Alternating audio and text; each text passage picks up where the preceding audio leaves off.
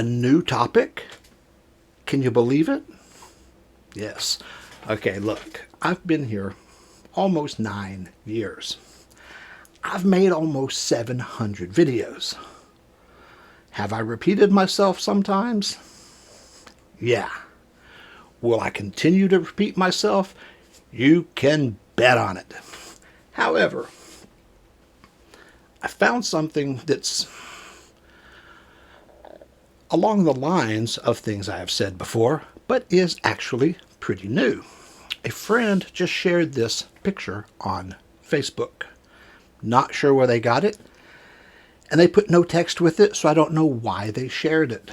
But I found it interesting, and I think it applies well to us here in the Philippines, or an expat anywhere, or quite frankly, anyone that deals with people of other cultures, which I think is all of us, everywhere. I think it's fairly common knowledge that when you see an iceberg, just the tip is out of the water, most of it's underneath. It has been used in various examples to show that what you see isn't the whole picture, and it all works with that. It's a fair example. But I thought in culture it really made good sense, because a lot of guys come over here and say how much they love the culture. They see the culture. It's so great. And honestly, if you're here on vacation, you don't really see the culture. You see the tip of the iceberg.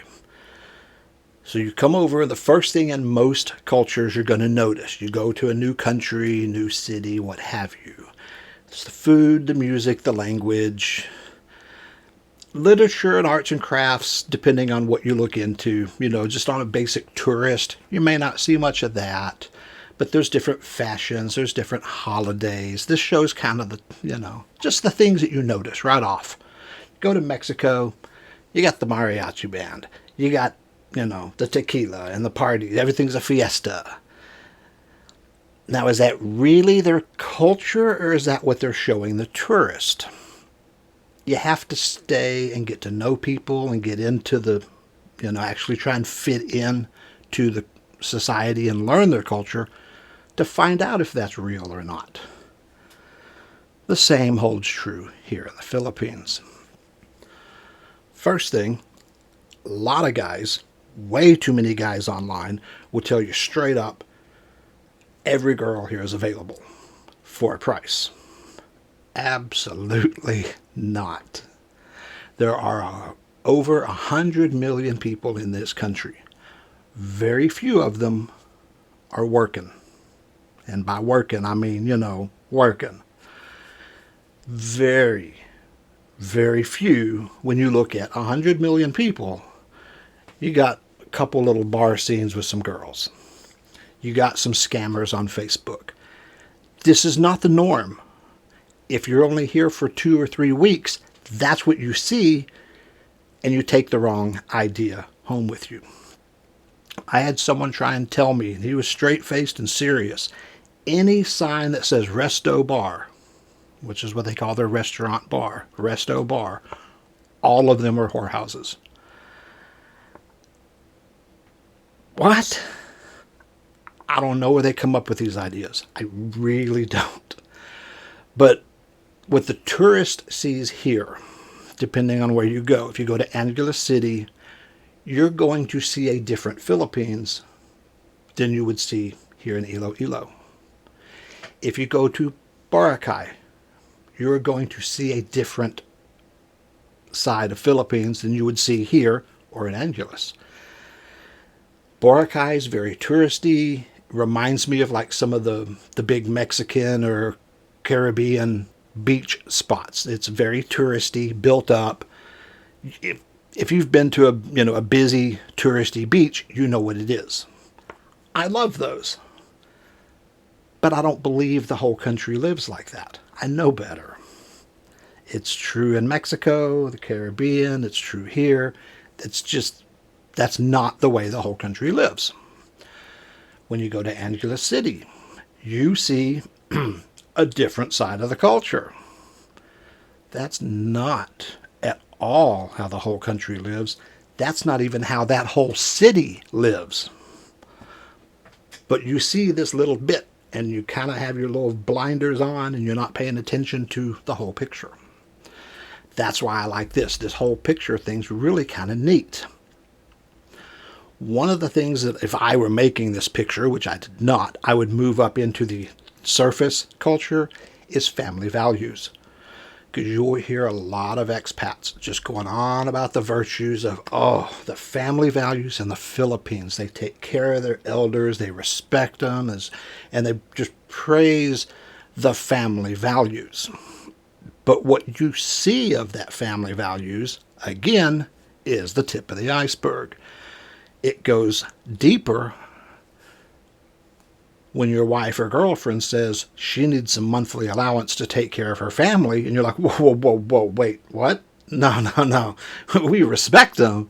We're not going to support them. Okay. That's their culture.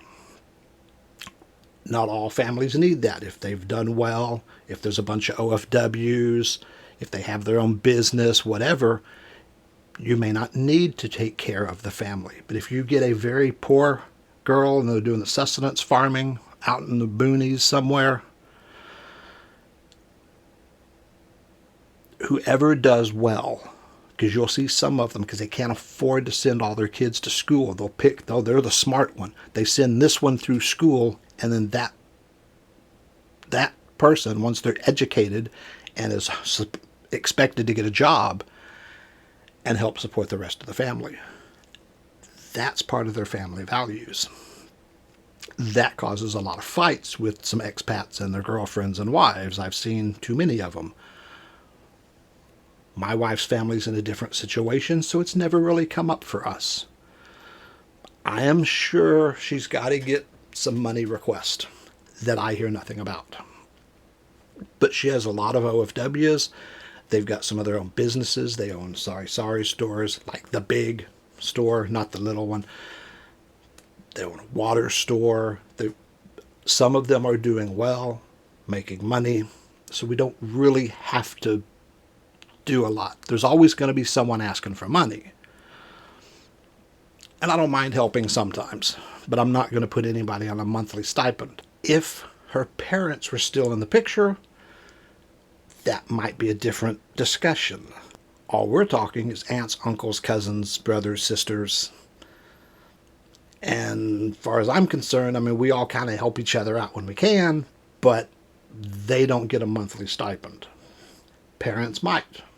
I mean, I can see that side of the debate. There are no parents in our situation, so it's never come up. But that's one of those where you see, the great family values, until you get here and you live in it and you see how deep that family values goes. There's a lot more to it than what you see initially. It's still a good thing for the most part. It can be abused. Sometimes it is. But what most expats, what most vacationers see is just that little bit of, they respect their elders and the family's important, which is great. And it is. But that's a small part of the picture. Some of the things on this deeper culture don't really affect us too much, because here it's pretty obvious. You got Filipinos, you got foreigners. We stand out, and so they don't expect us to be the same. Like some of the communication styles with facial expressions, gestures, some of the body language. They may misunderstand us sometimes. We think we're saying it right, but we're not putting the right inflections or whatever in it, and they just don't always get it. But it's not usually a major problem, because they don't expect us to have it. Like pointing with your lips, saying yes by raising your eyebrows. Okay. I had to explain to my wife. I'm like, all right, look, you're in the other room. We're not facing each other. You can't say yes by raising your eyebrows, because I can't see your eyebrows. And even she had to laugh at it, because she's over there. And I'm like, what? What? She's, at least turn and face me when you're doing it. Wasn't a fight. It was just a silly thing. But on a lot of stuff, we don't communicate the same. Even if you're saying the right words, the tone, the inflection, some of that gets lost just because it is different. It's generally not a problem, and because foreigner stands out so well here, they kind of expect it. You know, if you're somewhere that the foreigners look like the natives, they just wonder what's wrong with you. Here we stand out so much, they're kind of like, oh yeah, whatever. So it's not really a problem. But it's interesting when you start learning some of the differences on how they communicate. It's actually really pretty cool. One of the things on here I like on the approaches, they have the approaches here to marriage, raising children. There's a lot of differences. Like, I'm not going to have any more kids. I've been there, done that. I was a single dad forever. Not interested in doing it again. Too old, too tired. It's not going to happen. Thank science. It's not going to happen. But I know guys that have had kids here, and there's always disagreements on how to raise the children. Parenting styles are different between different cultures. So when you're in a mixed marriage between mixed cultures, there's going to be some problems. It doesn't have to be a major problem, but there's going to be disagreements, there's going to be compromise. What I like, though, is the decision-making, problem-solving. You look on that chart. The decision-making and problem-solving here is different. Their approach to logic is different. One of the things I like, some of the word problems with there's these 5 people and these color houses with these jobs, you make a big matrix, the big graph, and you can mark off who's they live next to the yellow house, and you start checking things off, and you go through it methodically, and by the time you're done with all their who lives where and who does what, they don't tell you much, but they work together, and you logically go through it, you know the answer. My wife sees that, and her head explodes. She's like, not interested, doesn't care, doesn't want to learn it. I don't know what they have in the way of word problems or what have you. But when you see them building a house, and you see how something would logically be done, and they go and do it this way. And you're, what? Nothing you can do about it. That's life, man. They do approach things differently. When you look at some of the stuff they have, especially you get out in the province where they're doing their farming or they're driving these old vehicles, they can fix anything. They can rebuild anything. So, I mean, they're smart. They know what they're doing. But a lot of times they just do it differently than we would. A couple of these things on this list,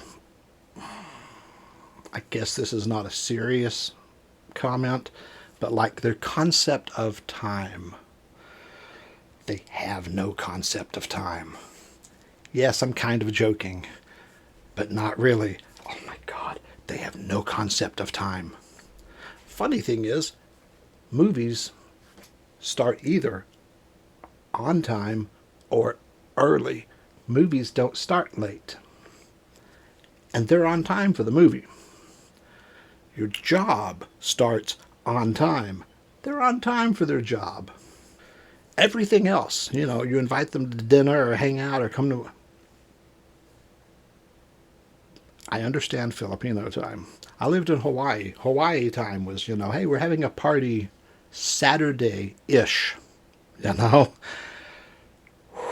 There's no concept of time here sometimes. Not a complaint. I just laugh at it sometimes because there's nothing you can do. But, it can be different. That's part of the fun. One of the things I've noticed here, and it kind of goes on with their approach to marriage or kind of even into their religion and that kind of the whole part of life. You hear people talk about saving face. It's very important here. A lot of people are out here doing stuff they ain't supposed to do. Main thing is you don't let the other person know about it. You don't rub it in their face. You don't. The only way I could really say it is you don't shit in your own bed, right? A lot of these guys here, I've known a few Filipinos, they got a couple of girlfriends even. But they don't, it's not that they don't get caught, it's they just don't talk about it. It's kind of a weird thing of just, I don't know, so I don't want to know, kind of a thing. Don't let the family catch them. Don't be seen. Everyone knows it happens. Everyone knows, but nobody knows. It's kind of like in a small town. Everybody knows what goes on in a small town. But officially, nobody knows. And it's from the U.S., from an American point of view, it's a little different. It's a little weird. It works for them. I'm not sure that I could figure out how to navigate that complicated thing and get away with all this and not get caught and not cause problems, but it works for them. And I've seen a lot of things go on, and the wives just kind of don't know it goes on. If they looked at all, they would know. But it's a way of keeping it separate. And I haven't seen it so much with expats. I've seen it more with the locals. It's just kind of the way it is. They're not all like that, but there's quite a few. And they just... I know guys with separate families, and you just don't talk about it. And it's kind of odd from an outsider's point of view. It's not something I would attempt because I would do it wrong and things would blow up.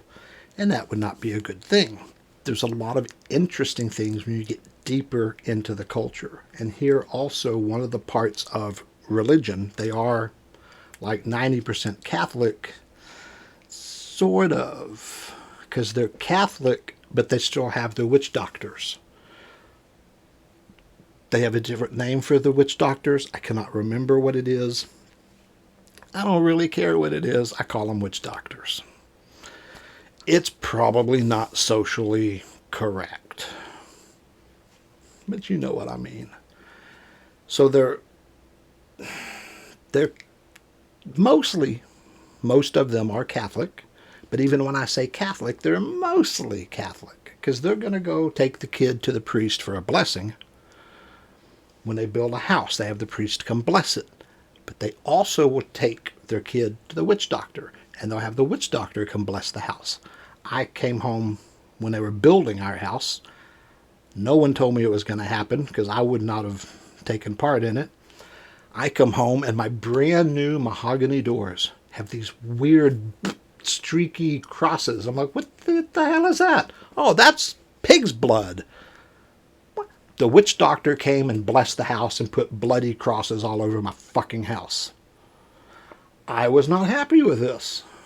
But my wife was like, firm, you do not wash it off. Do not. I'm like, I dropped it. I'm like, I'm not going to fight over it. But if we ever build a house again, I ain't going to let it happen because it's not my culture. And you're not doing that to my brand new mahogany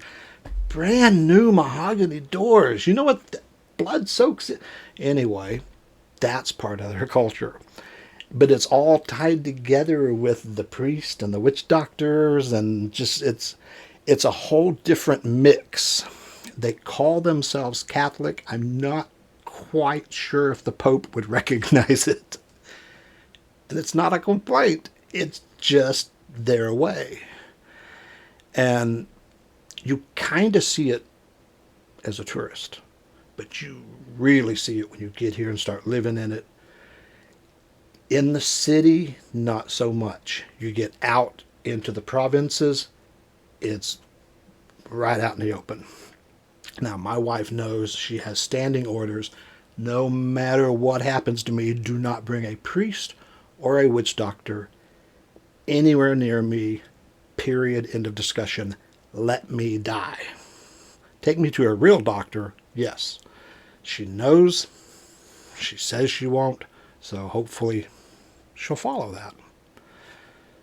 If she wants to go to one, I don't care. Go. Do what you got to do. Don't care. You get to the point you try and understand some of their culture. You adapt as you can. You accept some of it, and you just ignore parts of it. And that's fine, because as you can see, I am not Filipino. I can live here forever. I will never be Filipino. I could get my citizenship if I wanted. I don't, because there's no benefit for me, but I could. And it wouldn't matter. I'm a foreigner. I am a guest. Most of the time I'm a welcome guest, so I'm cool with it. But I don't have to fit in completely. And no matter how hard I try, I will never fit in completely. So I'm really not interested in fitting in necessarily. I accept most of it. I can go with the flow most of the time. If it's your house, I'll go over there and watch them do their little, put on their headdress and their dance, and they're killing the pig or the chicken, and I've seen it done. Fine. My house? No, thank you. One of the kids was sick a couple years ago. Had dengue fever. Went to the hospital, got cured. Well, you know, when you've been sick, when you come home, you're still kind of not that great. You take some recuperation time. Goes to the hospital, gets cured, goes home, he's still feeling kind of out of it. So they call in the witch doctor. Now, I think because our house was cement, they lived in the bamboo house, but we're on one lot. We had to sacrifice a pig. If the house was bamboo, we would have sacrificed a chicken.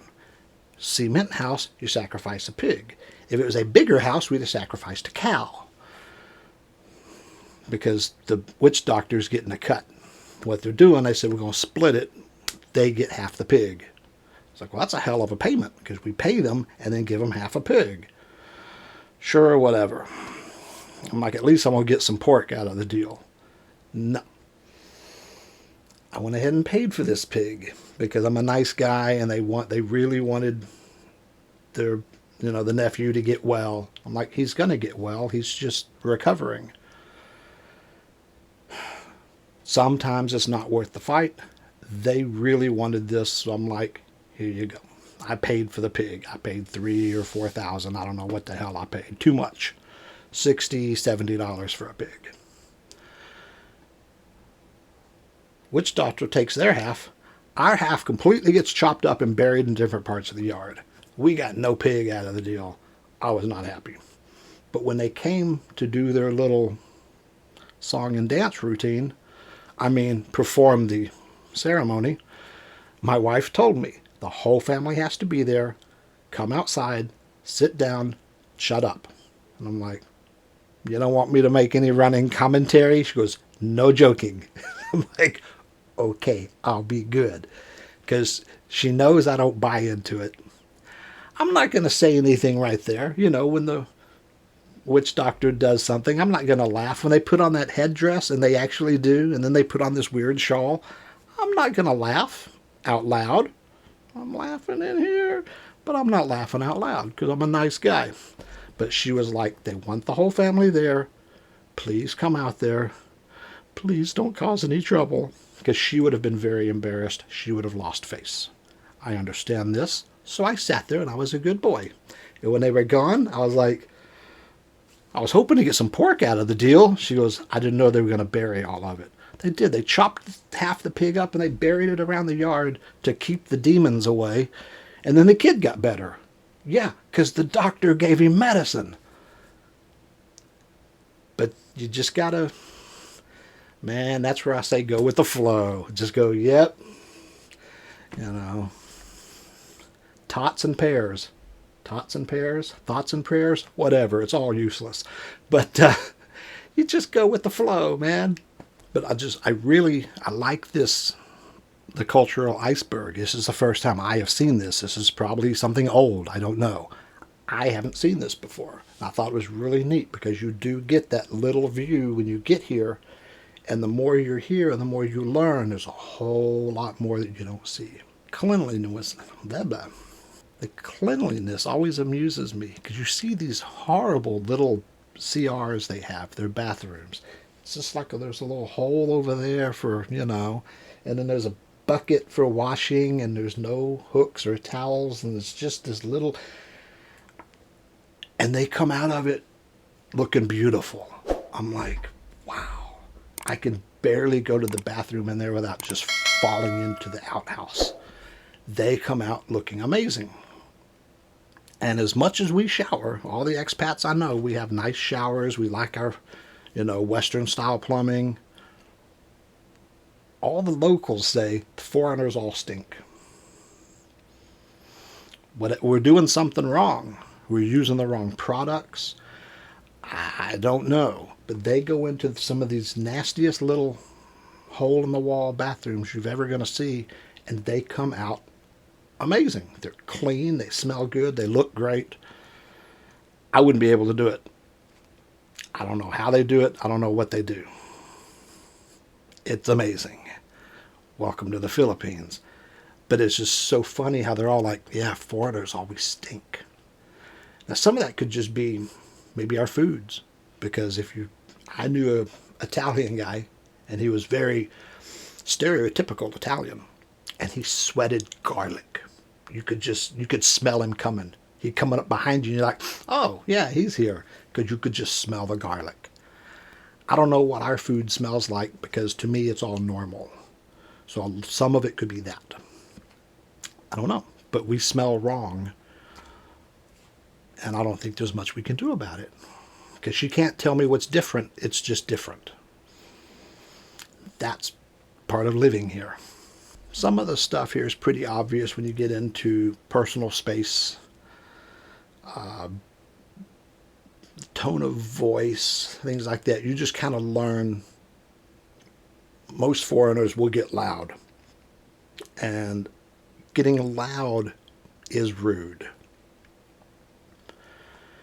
We think the squeaky wheel gets the grease. They think the nail that stands out gets hammered down. So coming in, being loud and boisterous is looked down upon.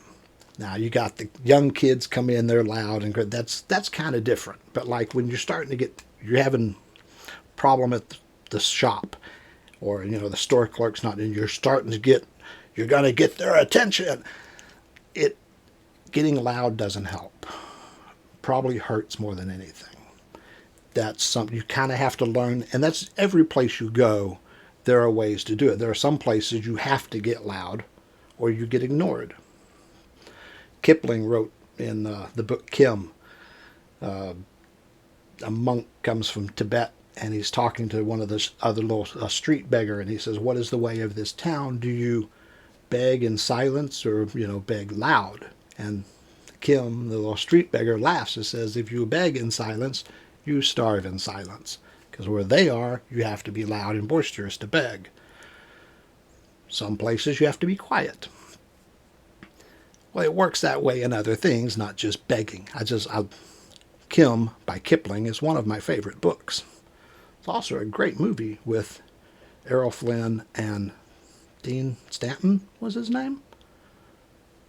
The Admiral from Quantum Leap as a child. But you learn when you're here what's expected on how to maintain. I don't like getting mad anyway. I try not to raise my voice and get too loud, but there are times when things are not going well. You start to get angry, and I kind of just take a second, step back, try and cool down and go, it's just going to make it worse. You start yelling, they just don't even listen. They give up. They stop. So I really like this picture. It was not made for the Philippines, so some of it doesn't apply. Some of it's in the wrong place. Some of it I would move up to the top, whatever. Overall, this is a neat way of looking at the culture. What you see, what's really here, And when you try and learn and fit in, you're going to have to start going deeper to really fit in and survive here long term. I have been here 9 years. Why am I excited about 9? Shouldn't 10 years be the big one? Not sure. Hopefully, all this zombie apocalypse will be over by next year, and my 10th anniversary will just be a series of parties. Big parties, lots of fun. All of you are invited. No, I will not pay your airfare, but if you're here, I am hoping next year for my 10th anniversary we'll just have big parties for a month and just enjoy. Who knows? We'll find out. For some reason, I'm excited about, wow, it's 9 years. And that's a bizarre number to be excited about. But here we are, and I'm loving it.